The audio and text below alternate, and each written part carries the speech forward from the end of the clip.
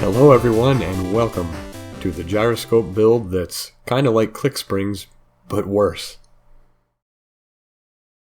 I wanted a good heavy flywheel for this gyroscope, so I started off with some 1 3/4 brass and lopped off a good thick slug of it in the bandsaw.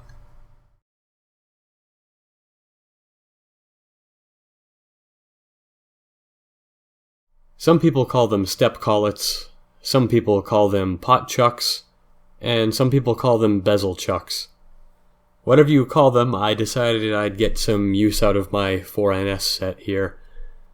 It's a really convenient way to hold larger diameter work like this and be able to fairly accurately re-chuck it. So here I'm just doing some turning and facing of the brass slug that will become the rotor.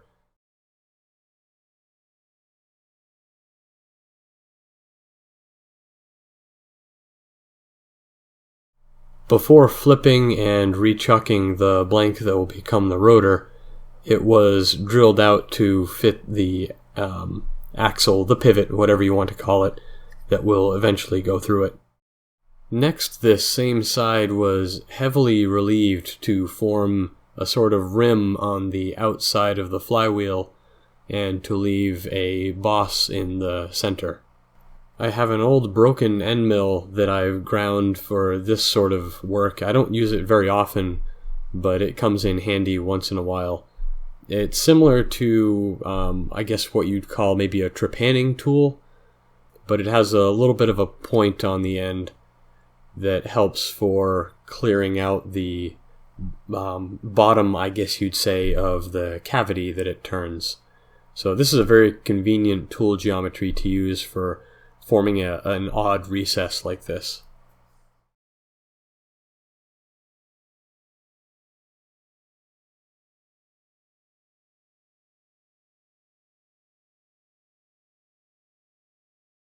Welcome to episode 12 of putting my big fat head right in between the camera and what you're trying to see.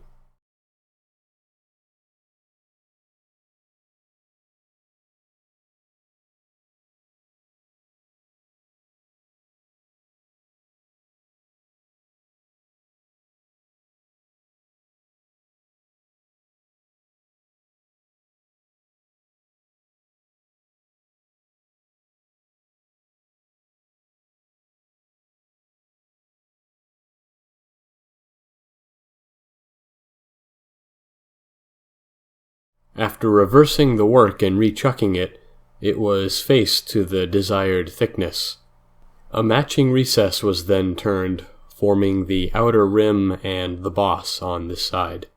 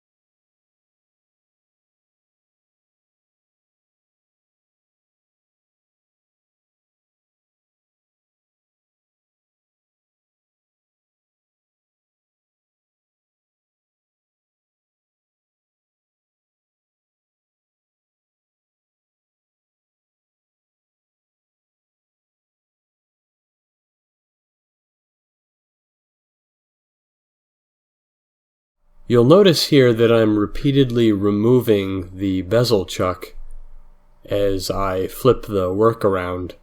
What I found is that it's very easy for chips to become lodged behind the chuck or the collet whenever the work is removed and the collet is loosened.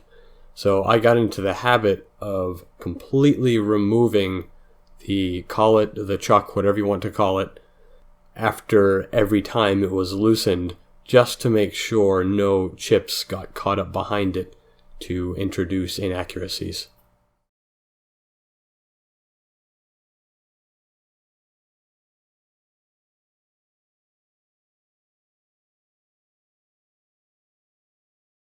Next, I turned my attention to the cage.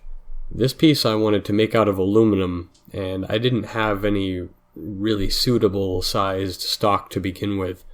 So I started with some really thick plate that I had lying around, and I just sort of roughly sawed it square, and then as you see here, mounted it in the 4-jaw, bored it through, and re-chucked it in the 3-jaw chuck using the inside jaws, and then turned the outer diameter and faced it.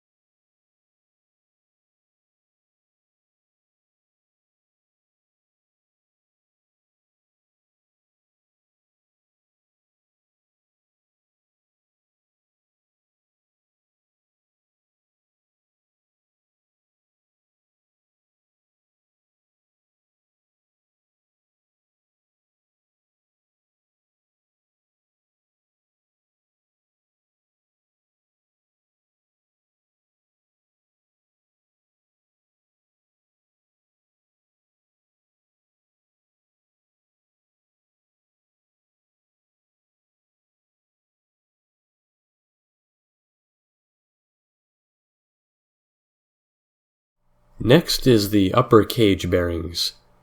This gyroscope will be using plain cone bearings made of hardened tool steel.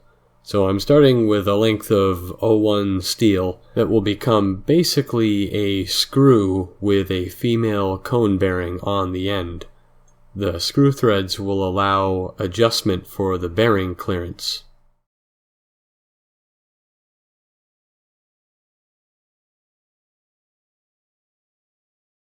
Now over to the mill where the cage will be drilled, counterbored, and tapped for the upper bearing, and drilled and counterbored for the lower bearing. Off camera, one face of the cage was laid out with a line going directly through the center of it, and this line on each side of the cage was used to facilitate setup in the mill, with the first operation lined up against the center line scribe on one side of the cage, simply flipping the cage over and aligning the center scribe on the other side using the machinist square again. We get the second operation performed exactly 180 degrees from the first operation.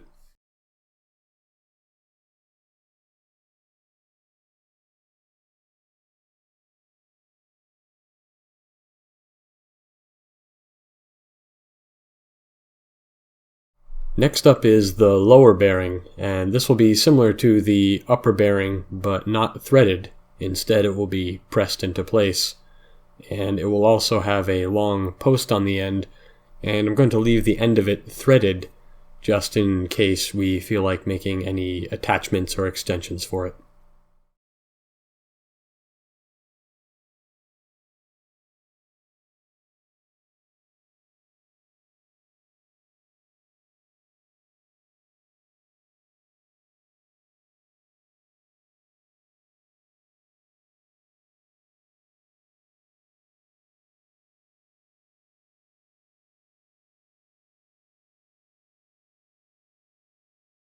Unfortunately, I didn't capture the footage of me threading the end of this post, so we pick up here after I'm just doing a little bit of cleanup work, radiusing the end and cleaning up the end of the threads where I've undercut a little bit.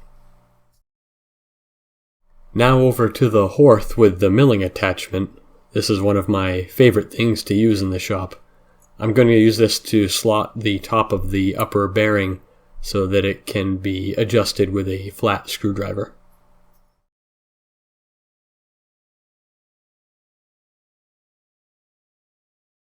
I did go back and add some red Loctite to the lower bearing, but here you can see I'm just gently driving it into place. At this point, both bearings had already been hardened. I figured you guys didn't need to see me going through yet another heat treat procedure. There was nothing different about it this time, just the usual. I didn't temper them, they were left glass hard.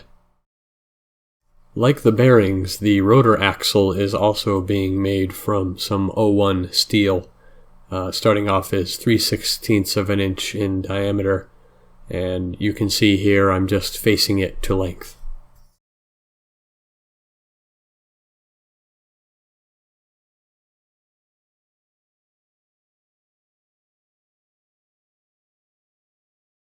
Now each end of the axle was turned to about a 90-degree included angle.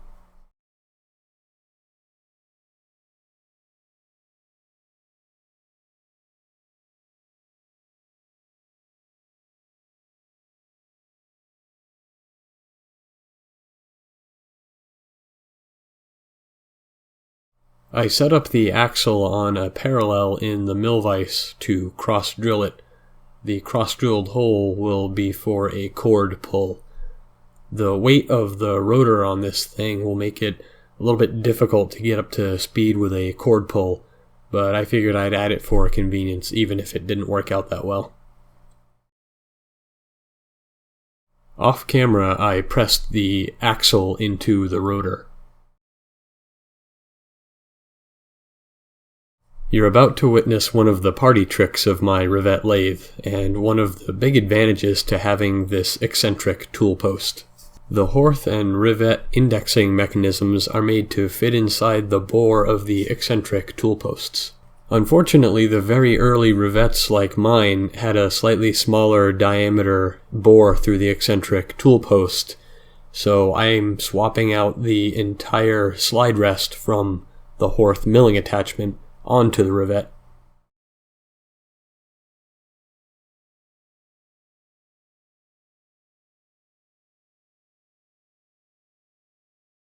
There were several sizes and styles of collets that were proprietary to the rivet and hearth machines.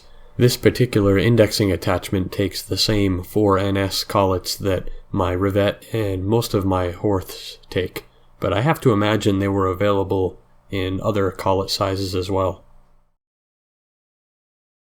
You've probably already guessed what this setup is all about, but basically what I'm doing here is drilling a hole pattern into the rotor.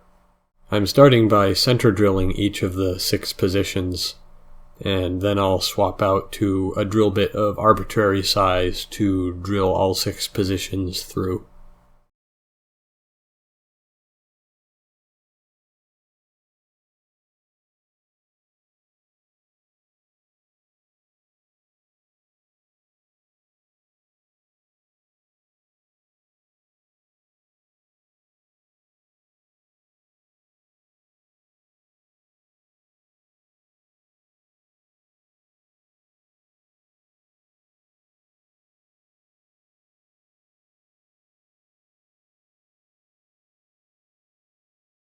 The heavier a gyroscope is, the faster it has to spin for it to maintain balance.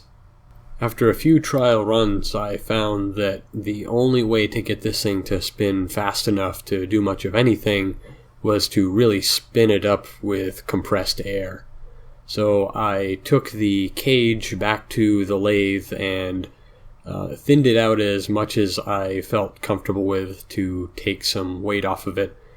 And I also returned the rotor with the axle still in place to the bezel chuck and thinned out the boss in the center a little bit, and also thinned out the webbing between the boss and the rim. This made a noticeable difference, enough of a difference so that now off of a good pull start, it would actually balance pretty well, although I still prefer to spin it up with compressed air because the speed you can get is quite a bit more than with a pull start, and there's so much mass here to get moving that the pull starts just tear up the cords in a real hurry.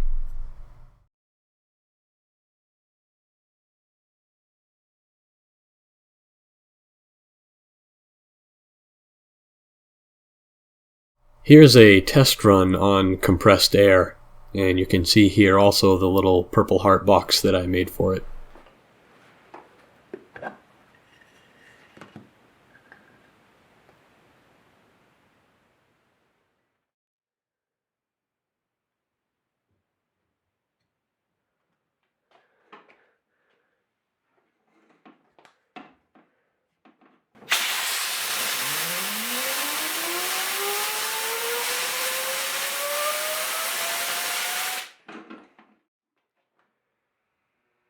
With this thing running at high speeds, holding the cage in your hand and precessing a little bit, it really is incredible how much force you can feel pulling the gyroscope out of your hand or pushing your hand around.